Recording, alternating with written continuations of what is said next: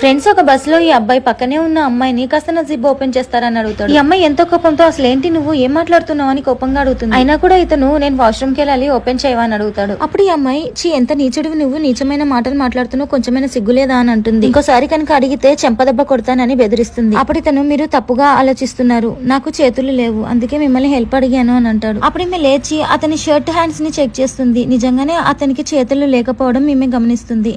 ఇంకా చాలా ఫీల్ అవుతుంది. అలాగే నన్ను క్షమించమని అడుగుతూ నేను కొంచెం కూడా ఆలోచించకుండా నోటుకొచ్చింది వాగే, కానీ నీకైతే నిజంగానే చేతులు లేవు, ఓకే నన్ను క్షమించు, ఇప్పుడు నేను నీకు హెల్ప్ చేస్తానని చెప్పి అతనికి ఓపెన్ చేయడానికి అని చెప్పేసి కింద కూర్చుంటుంది. అప్పుడు అతను ఒకసారిగా చేతులను బయటకి తీసి గట్టిగా అరవడం స్టార్ట్ చేస్తారు. కాపాడండి, ఈ అమ్మాయి చూడండి నా జిమ్ ని ఓపెన్ చేస్తుంది, అందరూ చూడండి అని గట్టిగా అరుస్తూ ఉంటాడు. ఈమె ఆశ్చర్యంతో నీకు చేతులు ఎలా వచ్చాయని అడుగుతుంది. ఇంకా బస్సులో ఉండే వాళ్ళందరూ వీళ్ళిద్దరిని గమనిస్తూ ఉంటారు. వీడియో నచ్చితే లైక్ చేసి ఛానల్ సబ్స్క్రైబ్ చేసుకోండి. అలాగే కామెంట్ సెక్షన్ లో నెక్స్ట్ బటన్ కామెంట్ చేయండి.